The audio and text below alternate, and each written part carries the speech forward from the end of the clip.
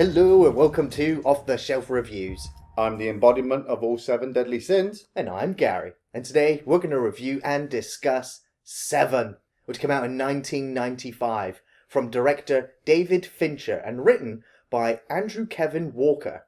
Ian, will you give us the synopsis for Se7en?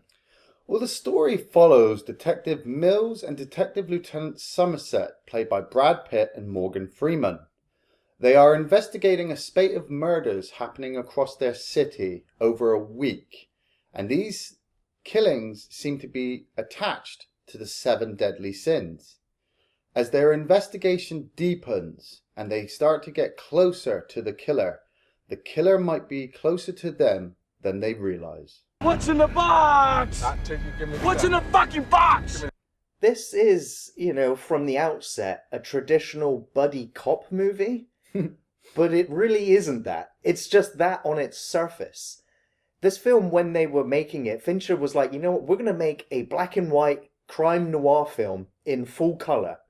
And that colour is going to be shocking, disturbing, and oftentimes suggestedly quite violent. And that's especially how the critics received the film back in 1995. So much so that a lot of the studios didn't even really want to touch this film because of its really dark nature. Even Guillermo del Toro turned away directing Se7en because he thought the subject matter was too violent. Wow. Yeah.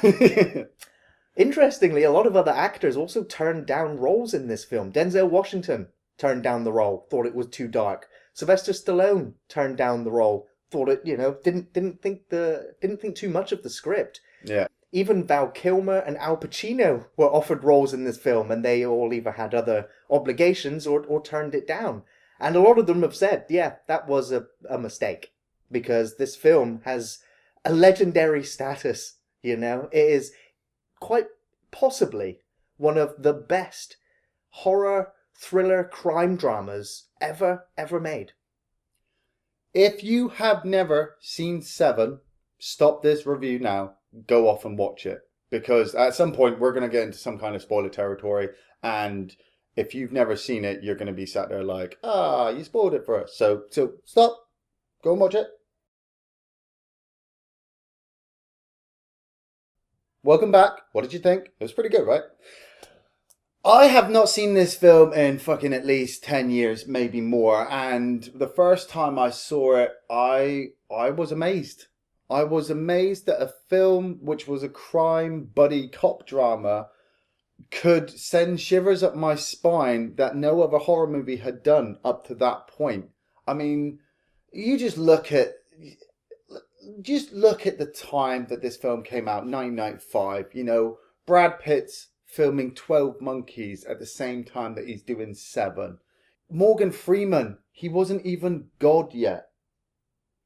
Those two guys alone are the reason to watch this film, because while I was watching this film, I'll just say right now, I haven't got no favourite scenes. The whole fucking film is amazing. I tried to. I had my pen hovering over moments like, is this a favourite scene? Is this a favourite scene? And then before I knew it, I was just like, I'm glad I didn't, because my notepad would just be like, favourite scene, favourite scene, favourite scene, favourite scene. Right from the start, watching Somerset, Morgan Freeman, walking around his apartment, getting himself ready to go to work, going to the crime scene, which doesn't hold back on blood or gore. You've got a dead body on the floor and a load of blood all over the place, For me, it was when I first realised that the film is suggestive more than it is illustrating to you. I mean, obviously you see the bloated dead body there. Yeah. But it's the other things, like when he pulls the bucket out from underneath. You don't get to see what's in it. Yeah. But the actor's response to it is enough for your imagination to fill in the bucket, essentially. Yeah. And that sort of will then continue throughout the film, where the film was criticised for being really violent, yet all of the violence in this film is really off-screen. Yeah. And all you're seeing is the aftermath. And the aftermath is so well captured that your imagination has filled in everything that's happened, and you believe you've actually seen these horrific events take place. That, for me, is just a testament to fantastic filmmaking. I'm going to shout out now the film cinematographer, Darius Kanji, who is an Iranian-French cinematographer who made films such as Delicatessen Yeah. and City of Lost Children. Nice. So nice. bringing on his visual flair for storytelling, matching it with David Fincher, it was just fantastic. And you see it in every single setup and in every shot in this film. Yeah. I mean, like I was saying, that first death, not the gluttony death, but that first crime of passion Right. he comes across. You know, you can just tell from Morgan Freeman that he is an outspoken, thinking out the box detective, and his character is awesome because he's 5 days from retirement. You know, and we've all seen that kind of cliche in horror in police movies. You know, something's going to happen to him towards the end before his retirement, but he doesn't care. He just wants out. He has that awesome conversation with Arlie Emery, and he just says to him, "I don't understand the city anymore." And his police captain says to him, "Look, the city is the same as it always is." And Morgan Freeman's just like, "That's no excuse." I don't understand this place any longer. It's the way it's always been. Maybe you're right. Got a question for you, Ian. Yes. Where is Seven set? You don't know, but I always put it down to maybe New York. Maybe Chicago. It has a very much New York feel to it, especially with the yellow cabs. Yeah. When Somerset goes into like the library, Yeah. so, you know, all the desk lamps there, it just gave off a vibe of like old New York. Yeah. But one of the features that I love about this film is that it's not in any city. It's in nowhere land. Yeah. They always say this place, this city. And Yeah. if you look at the police badges, the taxis, and anything, there's no mention or name of the city that they're in. All they say is that this place is scum. Yeah. That it's decrepit, that it's decayed. It's like a cross between Gotham City and Mega City 1 if Dredd and Batman didn't exist. Yeah. You know? Because the first time you see Detective Mills as well, he is this hotshot cop. And Somerset says to him, "Why? Why here?" And Mills, being the hotshot cop that he is, the loose cannon, is like, "Well, I want to make a difference. You know, I'm here to catch bad guys. I want to be this great cop." And you're just like, you don't want to be here.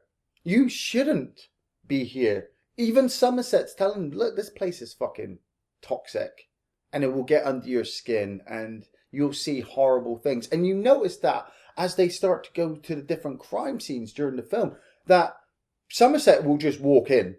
You know, he's seen this kind of stuff. Well, not this kind of stuff before, but he's seen dead bodies before, so it doesn't faze him. Mills has issues with dead bodies, and he is close to vomiting, and the smell is too much for him. And you're just like, he's like a rookie all over again.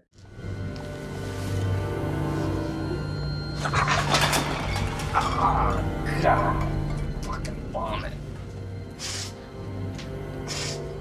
And they come across the first crime scene, gluttony, on the Monday. Wow, what a set piece. Even from the outside, constant rain. Okay. Constant rain all the way through this city. It was a creative decision, I think. I think on the first day of filming it rained. Yeah. And so Fincher was like, well, that's it. It's going to rain every day. In this city, it just always rains. Just always rains. Yeah. And that just meant, you know, we don't have to worry about continuity for the rest of the film. So, yeah, it works. But the way they walk into the house and all the lights are out and it's a dark set. It's manky. It's gross. But it's like what you said, though. You don't see this. All the darkness hides it. But your mind does the rest. They come across the dead bodies sat at the table. And you're hearing Mills, you know, his rookiness shows through because he just starts belittling the guy. You know, how did he get so fat? And Somerset's so cold. Not cold. His mind is working. He's looking for that one piece of evidence that stands out. You really get to know everything you need to know about his character with the metronome that he has sort of ticking at the side of his bed. Yes. Which really is a representation of steadiness and calmness. And he's in control, essentially. And it also is a representation of time. And I guess time being that he is, you know, due for retirement at the end of the week. Yeah. And so you really get to see everything you need to know about this character, even without the dialogue.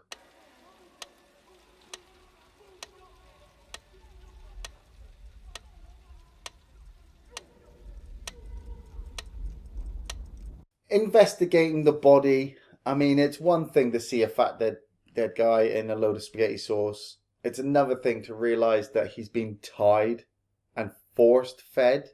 Exactly. It's always, when you see the imagery of the kill, you're just like, okay, it's pretty bad. But when the coroner is explaining to you exactly what happened biologically to this man, Yeah. you know, it makes you not want to eat anything. You're just like, that's so disgusting. And the beauty of this film is that it's played out 7 days. You know, we go from Monday for them investigating this first dead body, and then we get to Tuesday.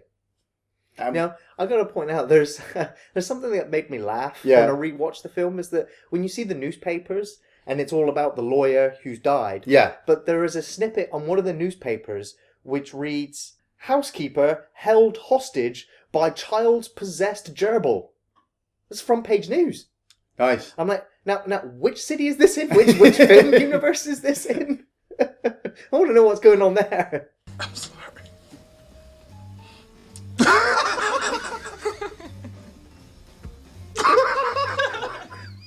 Yeah, all right, laugh it up.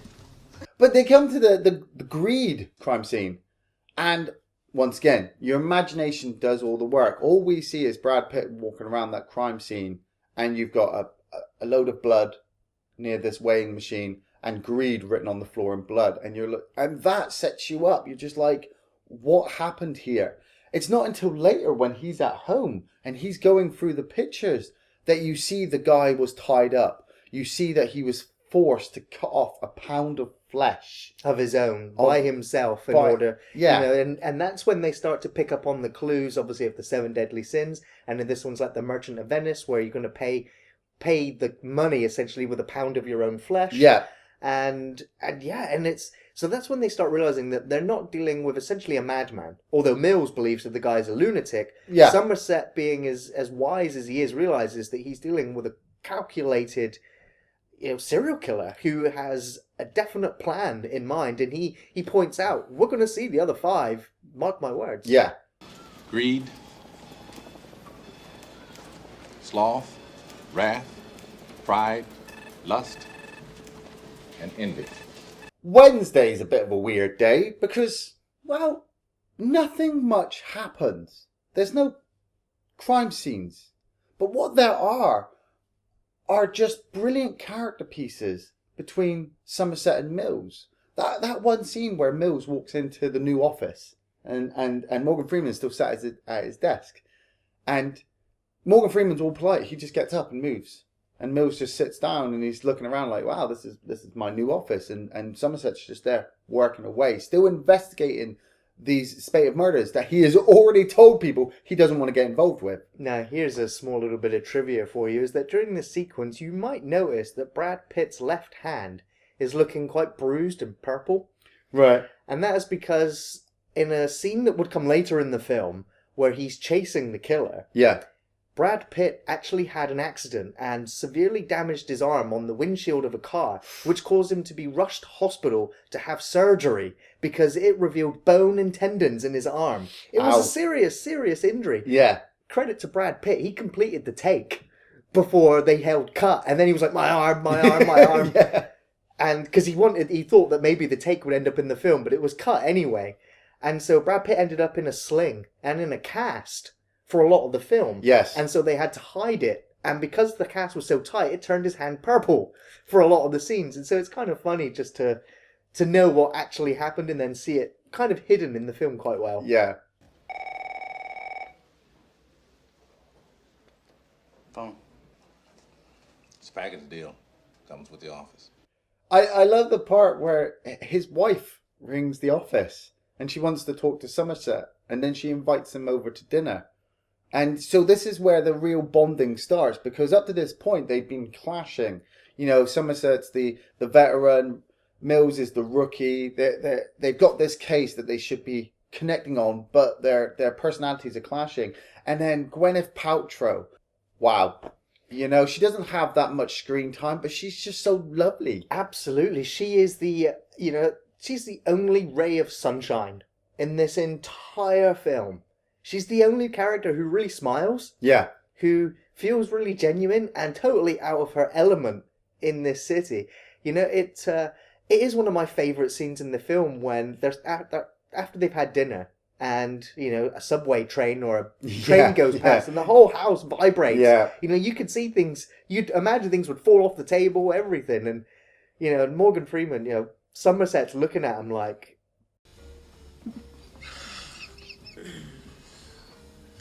I'm sorry.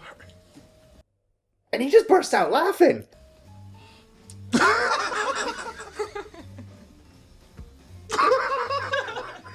I'm just like, oh, you know, it's such a good moment. That's the moment all three of them have bonded. Yeah. And despite all the shit that's going on outside, in this small little moment, things are okay. They can kind of laugh at their situation. And you laugh with them. Yeah. And that would lead on to Somerset and Mills looking over the evidence of the greed case. And Mills would point out that there was a picture of the lawyer's wife with circles around her eyes. So they would go to the wife and start questioning her, and she would reveal that a picture in the crime scene was upside down. Now, it's amazing that because the picture looks so... You could turn it sideways. Yeah, I wouldn't even know. And they remove the picture and find fingerprints behind it. Not just fingerprints, but somebody's fingers making the word "help me." Honestly, have you ever seen anything like this? No. And you're like, what the fuck? Who the fuck has done that?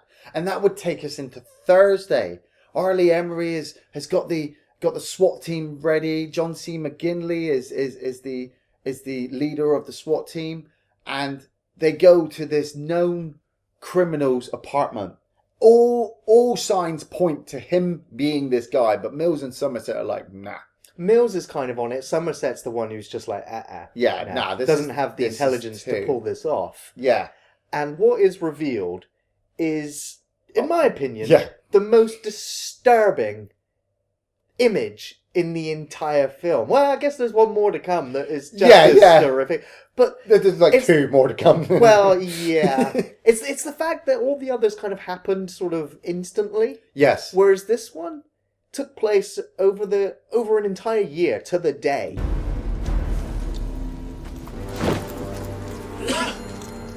Oh, fuck me. Dex! Now, I'm gonna bring up legendary special effects and practical effects creator Rob Bottin. Woohoo! Who, as we know, has worked on some of the most outstanding practical effects in film, from RoboCop to The Thing, from The Fog to The Howling. Mimic. This guy is genius. I wish he would come out of retirement and continue making practical effects, because when people saw this effect, they didn't even think that was an actor under all that. Yeah. They thought it was an animatronic. They thought it was, a dummy. And Rob Bottin went extensively, researched this body, and even came up with his own backstory as to how this drug dealer sort of ended up here, sort of inviting the killer into the house, getting high, sort of being tied to the bed and kind of not really realizing what's about to happen to him, to the year. And Rob Bottin did the whole year in photographic form, gave Fincher like 50 photographs, and just said, there you go. And Fincher was like, I need like 2. Like the before and after. I don't, and it's just to show how much effort went into capturing and putting the imagery in your head in just a few of those brief shots as to how horrific this really is. It's an amazing jump scare. Absolutely amazingly done. And not just the jump scare itself, but the whole build up, the following of the SWAT team into the building, the music's building up. They kick in the door, they sweep the area, you got all those air fresheners on the fucking ceiling hiding the smell, and they walk in and they see the body, and the SWAT team start freaking out. They're like, what the fuck is this? What the hell's going on? Detectives, you need to answer our questions. And it's the way the leader, SWAT guy, leans over the body and he just mentions, you got what you fucking deserved. You got what you deserved.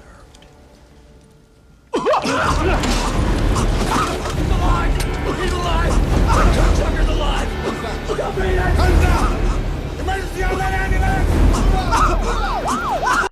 And then he breathes and you're like, oh fuck! Shit, he's still fucking alive! And again, even later on, it gets worse. When the coroner explains that, he can't talk to you, his brain is mush, and the fact that he bit off his own tongue. Yeah. And you're just like, I just can't think about it. Now, was he trying to speak or communicate in any way? Even if his brain were not mush, which it is, he chewed off his own tongue long ago. They go through some dodgy investigation period here where Morgan Freeman obviously uses some money to get an FBI informant to look up if any of the books that the detectives have been looking at have been taken out by anybody in the city. And so they get this one address and they go there. And, oh my God, before they even get into the apartment, the killer comes back, opens fire on them, and it opens up this amazing action sequence.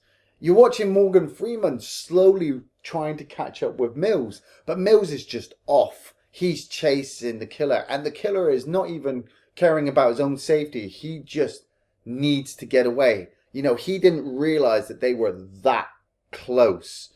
But it builds up to this awesome sequence where, you know, Brad Pitt has fallen, he's hurt his arm, he's chasing him through this alleyway, and he gets knocked out by the killer, and the killer just puts his gun to Pitt's head.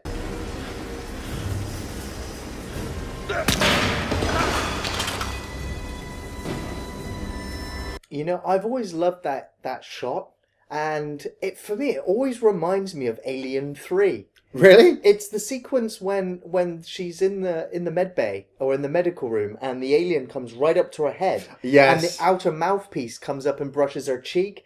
It always reminded me in And 7. then he just scutters off. And then he just scutters off. And I was like, yeah. the killer lets the hero live. Yes. Yeah, it's just very weird. And it leads up again to them investigating the apartment. I mean, I love that little bit where they're arguing outside. And then Mills just fucking kicks in the door and goes, like, we're going to have to get somebody to fix that. And them going through all the notebooks, all the pictures. Oh, I've got to bring up those notebooks. The notebooks in the film are extensive. You see them going through page after page. Yeah. And all of those are props that were made for the film. And all those props took 2 months of continuous writing and scribbling to fill those books to have enough material for the actors. I think that's just, you know, you can only imagine if they'd got the prop writer from The Fog to write absolute gibberish. It's so minute as well. It takes up like multiple lines. They researched what psychopaths and serial killers' handwriting styles were, and they leave no space on the pages. They fill everything and write it in tiny font. And I was like, wow, that adds to the believability of this film universe. Yes. I mean, so much so that they get a phone call. And you hear a very familiar voice. I don't know how you found me, but imagine my surprise. I respect you law enforcement agents more every day. Well, I appreciate that, John. I'll tell you... No, you listen, all right? I'll be readjusting my schedule in light of today's little setback. I'm not going to spoil it just yet, but obviously you've just heard the clip and you're probably like, hey, I know who that guy is. It's like, yeah, it's that guy.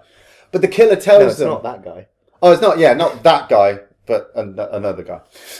And the killer tells them, well, look, you know, I really admire all the work that you're doing, but you've just moved my schedule up. So I'm just going to have to finish off my work.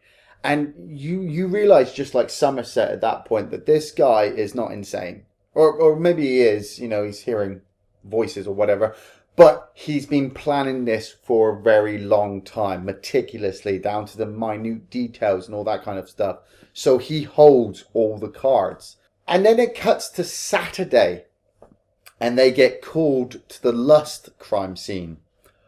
Oh my God, what the fuck? This is one of those points when you said, you know, we've got horrific scenes come up. This is one of them. They find out that the killer had a bladed dildo made, and he's gone to a sex parlor and forced one of the clientele, who you may recognize from Alien Resurrection, to put on this bladed dildo and fuck a prostitute to death. Yeah, it's fucking horrific. I can't even imagine it. I can't. And again, you don't see much of the crime scene. You see a shot of the bed and, you know, a woman splayed out on the bed, but you don't really get to see very much of it. Mills kind of obscures, you know, the shot anyway. Yes, good placement there. Brilliant placement. Yeah, and the real terror of what has happened comes in the interrogation, really, of I'm just going to call him Purvis from Resurrection. Yeah. And he just he has lost it. He is gone. His mind has gone. When he recalls having the gun in his throat, you know, unable to even speak and told to fuck, knowing what he was doing, knowing that he was, you know, I think he was also a married man. Yes. And so, he, you know, with a family and everything, so it was intended to destroy him as much as it was to destroy, you know, this prostitute who we were told is spreading filth and disease throughout the city, just like all of these other victims in a way. Yeah. But it then gets to Sunday. We're getting to the climax of the movie and we come across Pride, the Pride crime scene. A model has had sleeping pills glued to one hand, a phone glued to the other, and the killer has sliced her face up. And he's given her a choice. Ring an ambulance and you'll live, but you'll be disfigured for the rest of your life, or commit suicide. And so she commits suicide. And you're like, fuck, you know, we're getting close to the end. What the fuck? How are we going to catch this guy? We were so close to catching him.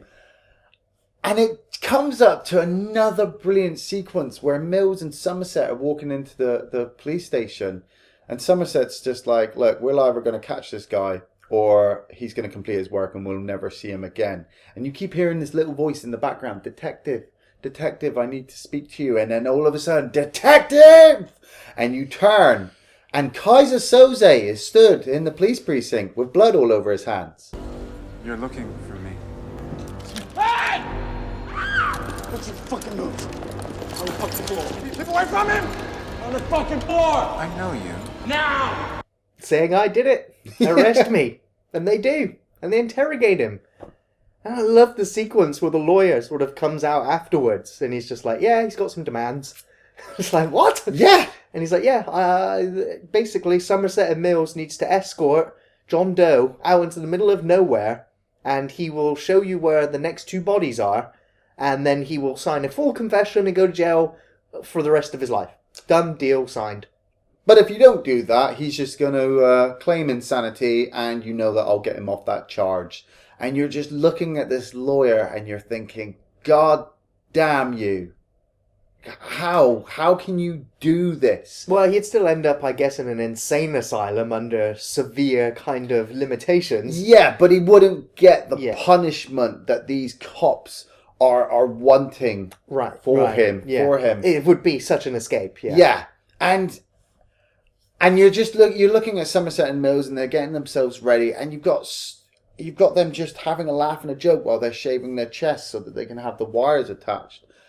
And then they get into the car and they start driving with John Doe. And oh my God, after everything you've seen throughout this movie, this is another amazing sequence. Morgan Freeman, Brad Pitt, and Kevin Spacey just all in the car talking. You know? I didn't realise it, but the film is like, it's 2 hours long. And the last 30 minutes is really when Kevin Spacey shows up. And it's amazing how strong this last 30 minutes is with the three actors literally on their own for the most part. Yeah. It's just spellbinding. You're just compelled to listen to their arguments and their cases. And, you know, the film really could have fallen apart entirely if Kevin Spacey had sort of misdelivered any single line of dialogue here. Yeah. The whole film would have fallen in on itself. But he holds your attention as an audience as well as the characters in the film to understand why he's led this crusade of killing people following the 7 deadly sins. And he explains that, you know, looking at society and how everyone is just kind of okay with sinning. It's kind of like everyone now lives by their own moral code. Like, well, I guess that murder was okay. Well, I guess sleeping with that prostitute was okay. The rest of my life, it's fine. Don't care about the impact on anyone else. And so as an audience, you're also listening to him going, well, he's kind of right. Yeah. But at the same time, The things he's inflicted upon people are really not all right. Well, this is it. I love the fact that, Mills is trying to goad him, trying to push him, and Somerset is there, and he comes up with the best stuff. He empathizes to an extent with John Doe because it's one of the reasons why Somerset wants to leave this place. Yeah. Because he's had enough of the horrificness that has enveloped this city, and he wants out. And, and John Doe almost seems to be that answer. Yeah, but it's like he says to him. John Doe says, well, I did it because I'm the messenger. I was given this power. All right, Simon. And Somerset says to him, like, why did you enjoy it? You're contradicting yourself because you say that you are these people aren't innocent and you are killing these people to try and show the world the horrible things that these people go through. And, John Doe counters by listing off all the reasons why these people are fucking wrong. And I sit there going, I don't care how you justify it, John. You still purposely went out of your way to hurt these people for nothing else but your own gratification. Nothing wrong with a man taking pleasure in his work. I won't deny my own personal desire to turn each sin against the sinner. An obese man, a disgusting man who could barely stand up, a man who, if you saw him on the street, you'd point him out to your friends so that they could join you in mocking him, a man who, if you saw him while you were eating, you wouldn't be able to finish your meal.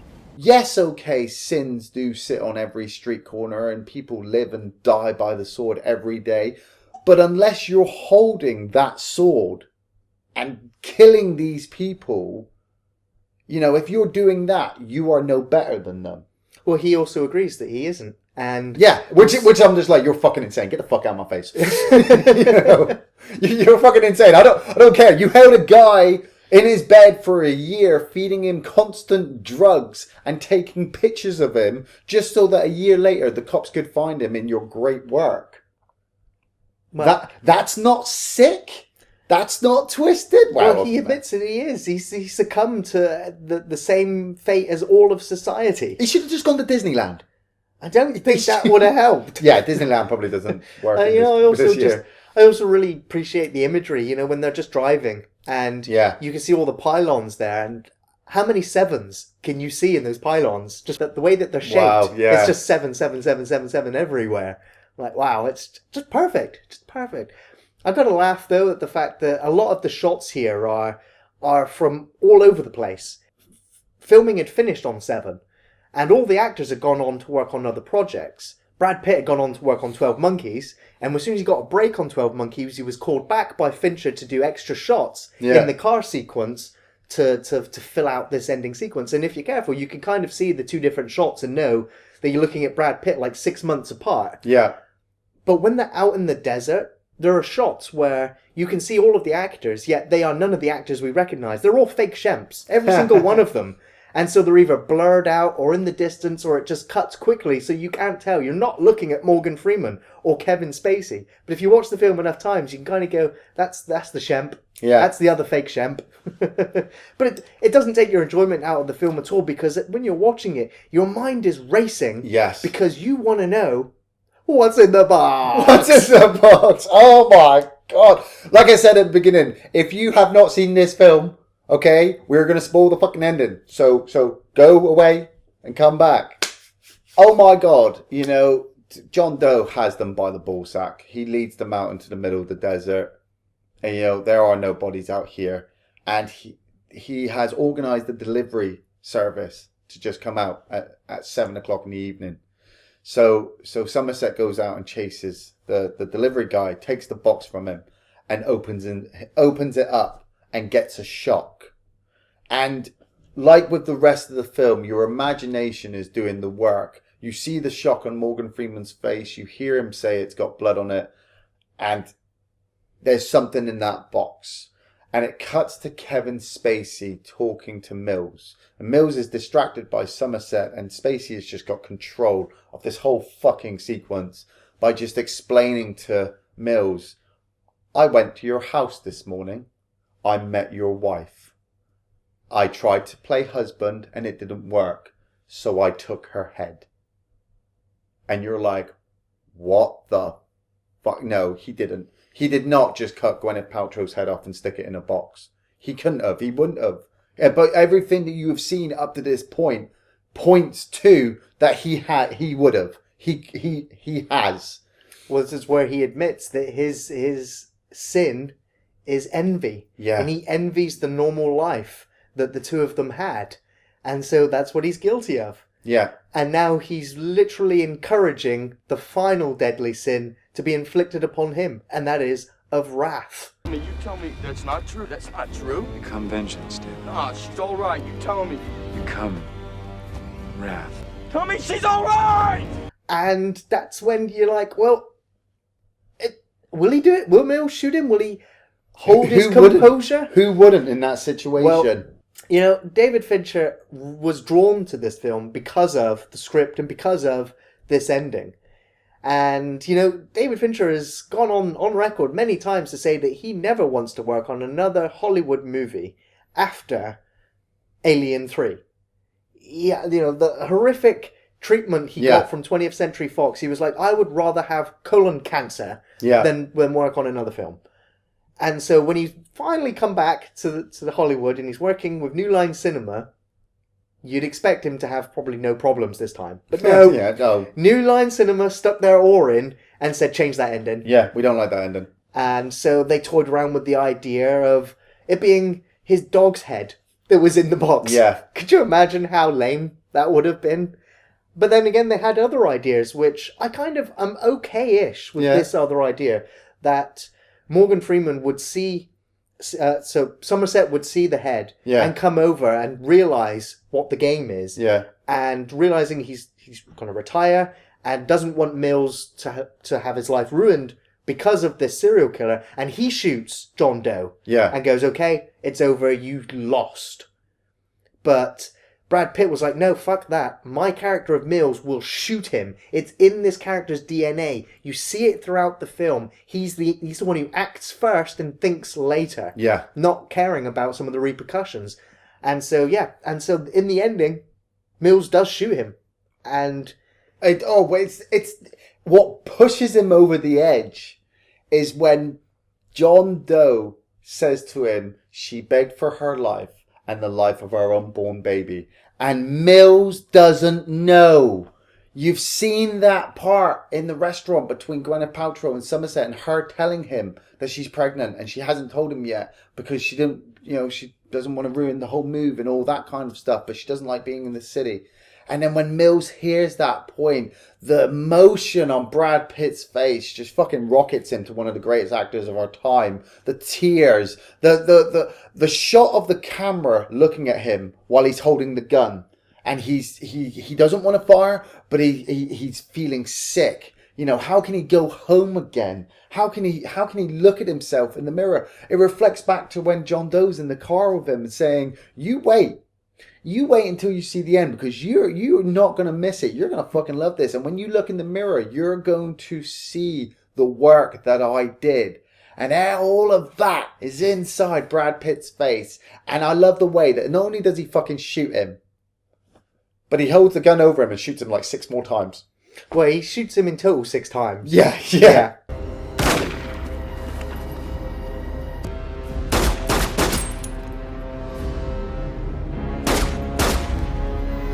And, you know, some of the shots, it's kind of like he's shooting the audience because you don't see the body at the bottom. No. He's just shooting at the camera. And I'm like, maybe that's the filmmaker's wrath at the audience for this film who are also kind of guilty of the 7 sins in some way. And so the wrath is being extracted on everybody at the end. I mean, is our sin our enjoyment of all this pain and of course, suffering? Yeah. So I'm like, that's just awesome. Yeah. But then, you know, test audiences loved it, but at the same time, the studio was like, no, we need to soften this ending a little bit more. Bullshit. Which they did, and it kind of works. You know, I'm not angry with it. Even Morgan Freeman wasn't too fussed with it, but he quotes Hemingway. Yeah. But at least he only agrees with half of what Hemingway says, in that at least, even though it's shit, the shit's worth fighting for. Yeah. And I'm like, so there's that touch of hope at the end where we know that Somerset's no longer retiring and he's going to continue to stay a cop in this city and try and help the hopeless in many ways. And it's like, well, it kind of brings that character, to a good ending. Yeah, I had to look this up because I thought his character was the same one that would go on to the Bone Collector and Along Came the Spider. But they are two different characters. But I look at Morgan Freeman, I'm like, that would have been cool. If you could have made a trilogy of Morgan Freeman playing this detective, investigating all these crimes, that would have been awesome. You missed out on that one, Hollywood.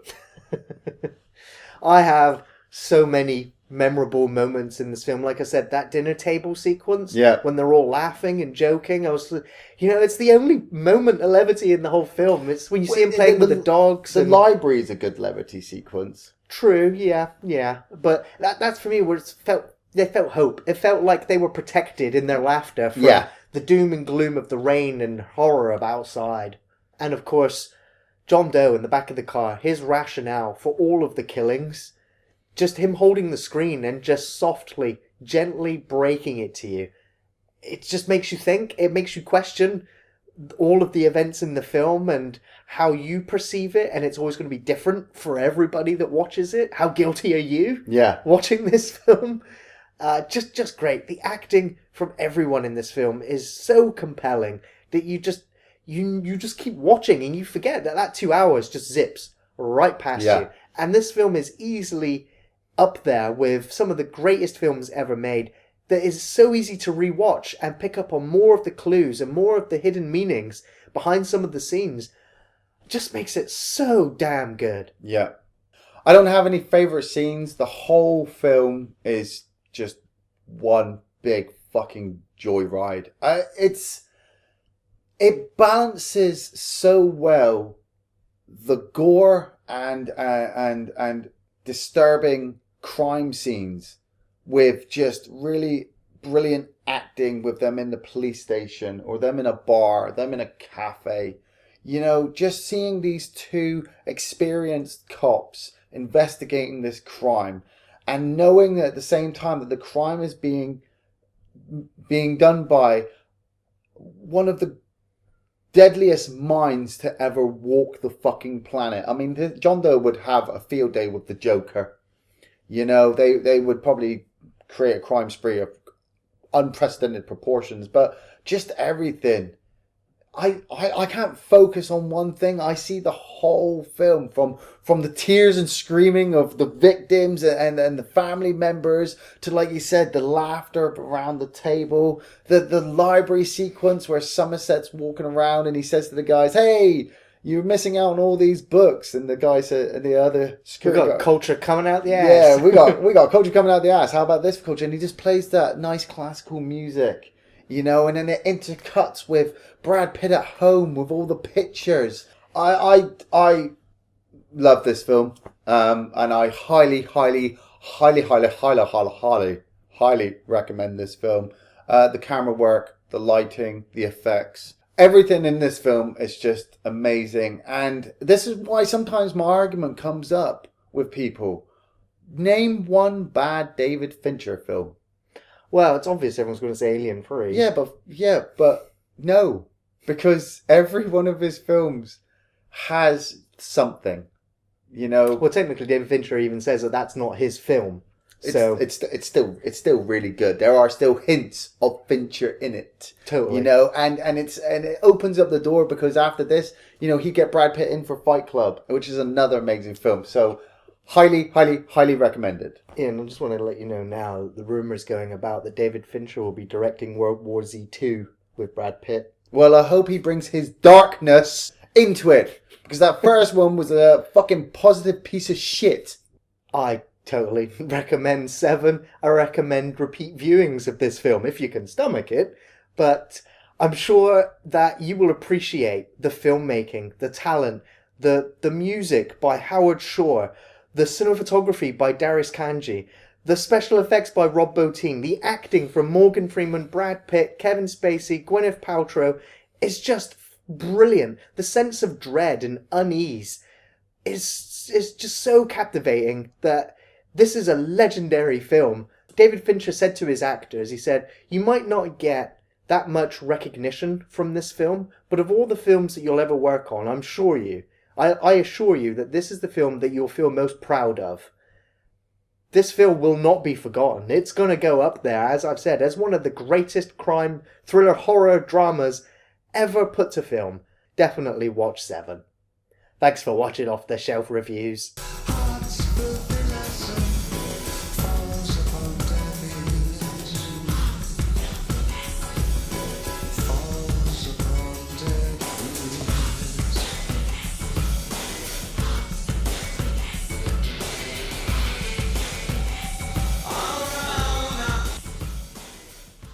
What's in the box?